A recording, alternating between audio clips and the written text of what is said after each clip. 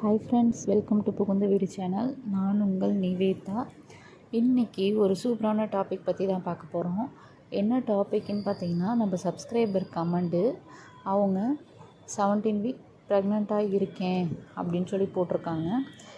இந்த 7 வீக் ப்ரெக்னெண்ட்டில் அவங்களுக்கு காலையில் எழுந்திரிச்சு பார்த்தா லைட்டாக ப்ரௌன் டிஸ்சார்ஜ் ஆகிருக்கு அப்படின்னு சொல்லியிருக்காங்க. ஸோ அதை பற்றி தான் இந்த வீடியோ டீட்டெயிலாக பார்க்க போகிறோம். அதுக்கு முன்னாடி நம்ம சேனலை சப்ஸ்கிரைப் பண்ணாதவங்க சப்ஸ்கிரைப் பண்ணிக்கோங்க. என் ஃபோன் நம்பர் நான் ஸ்க்ரீனில் கொடுத்துருக்கேன். உங்களுக்கு விருப்பம் இருந்தால் பர்சனலாக ஜாயின் பண்ணிக்கோங்க, இல்லைனா இக்னோர் பண்ணிக்கோங்க. இதுக்கு நம்ம என்னென்ன ரெமெடிஸ் எடுக்கணும், அதாவது டேஸ் மிஸ் ஆகி ப்ரௌன் டிஸ்சார்ஜ் ஆனாலே என்ன ரெமெடிஸ் எடுக்கணும், அதே போல் கன்ஃபார்ம் ஆகி ப்ரௌன் டிஸ்சார்ஜ் ஆனாலும் என்ன ரெமெடிஸ் எடுக்கணுன்றது இந்த வீடியோவில் தெளிவாக பார்க்கலாம். அப்புறம் பார்த்திங்கன்னா, நம்ம சேனலில் கம்யூனிட்டி போஸ்ட் என்னென்ன போட்டிருக்கோன்னா, நானும் சப்ஸ்கிரைபரும் பேசினா வாட்ஸ்அப் சேட்ஸ் போட்டிருக்கோம். ஸோ அதை பார்த்திங்கன்னா உங்களுக்கே ஒரு மோட்டிவாக இருக்கும். வாங்க வீடியோக்குள்ளே போகலாம்.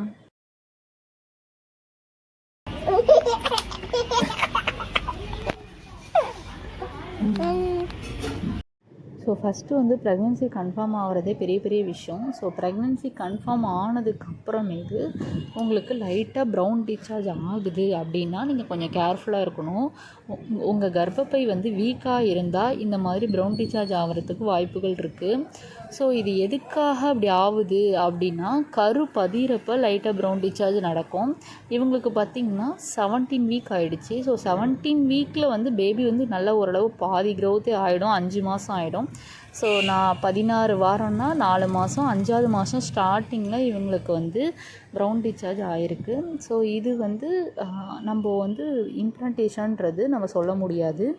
ஸோ பேபி வயிற்றுக்குள்ளே இருக்கும் பொழுதே லைட்டாக ப்ளீடிங் கசிஞ்சிருக்கு அப்படின்னா உங்கள் கர்ப்பப்பை வீக்காக இருக்குன்னு அர்த்தம். ஸோ உங்களோட சர்விக்கல் லென்த்து எவ்வளோ இருக்குன்றதை நீங்கள் கிராஸ் செக் பண்ணிக்கோங்க. உங்கள் கர்ப்பப்பை வாயோட நீளம் அப்படின்னு சொல்லுவாங்க. சர்விக்கல் லென்த்துனால் உங்கள் கர்ப்பப்பை வாயோட நீளம் எவ்வளோ இருக்குது அப்படின்றத பாருங்கள். ஒவ்வொரு ஸ்கேன்லேயுமே நம்ம சர்விக்ஸோட லென்த்து அவங்க அளந்து போட்டிருப்பாங்க ஸ்கேன் ரிப்போர்ட்டில். ஸோ அதை நீங்கள் செக் பண்ணிக்கிட்டாலே உங்களுக்கே ஒரு ஐடியா கிடைக்கும். ஸோ அது கம்மியாக இருந்தால் கூட உங்களுக்கு இந்த ப்ரௌன் டிஸ்சார்ஜ் வரலாம். ஸோ இதுக்கு நீங்கள் என்னென்ன பண்ணக்கூடாது அப்படின்னு பார்த்தீங்கன்னா, travel full and full avoid பண்ணிடணும். படுத்த படுக்கையிலே இருக்கணும். உங்களுக்கு டில் டெலிவரி வரைக்குமே நீங்கள் ஃபேமிலியில் இருக்கக்கூடாது. ஸோ மிடில் ஆஃப் மந்தில் ஃபேமிலியில் இருக்கலான்னு சொல்லியிருப்பாங்க. ஸோ அதுலேயும் ஒரு சில கேட்டகரிஸ் ஃபேமிலியில் இருக்கக்கூடாது. ஸோ நான்லாம் பார்த்திங்கன்னா ப்ரெக்னென்சி தரிச்சதுலேருந்து டில் டெலிவரி வரைக்குமே ஃபேமிலியில் இல்லை. ஸோ எதனாலனா எனக்கு சர்விக்கல் லென்த் ரொம்ப ரொம்ப ரொம்ப கம்மியாக இருந்துச்சு.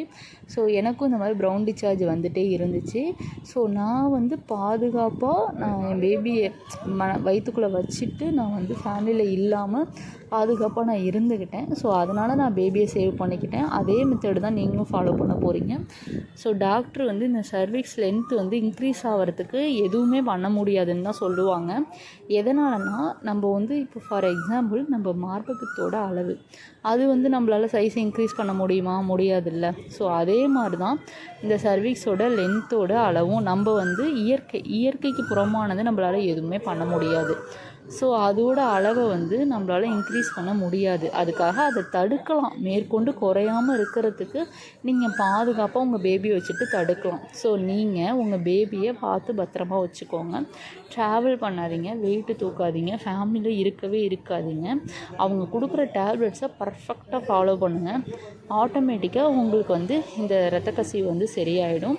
அதே போல் நஞ்சுக்கொடி கீழே இருந்தாலுமே, அதாவது மேலே ஏறி இருக்கும்னு சொல்லுவாங்க.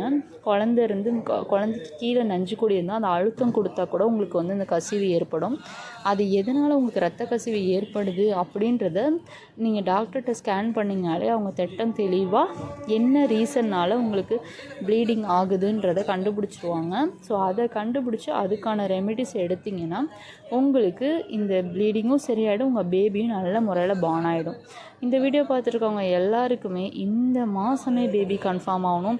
அதே போல் இவங்களுக்கு இந்த டிஸ்சார்ஜ்லாம் சரியாகி நல்ல முறையில் பேபி நல்ல முறையில் ஹெல்த்தி பேபியாக டெலிவரி ஆகணும்னு சொல்லிட்டு நான் சாமிகிட்ட வேண்டிக்கிறேன். Bye friends.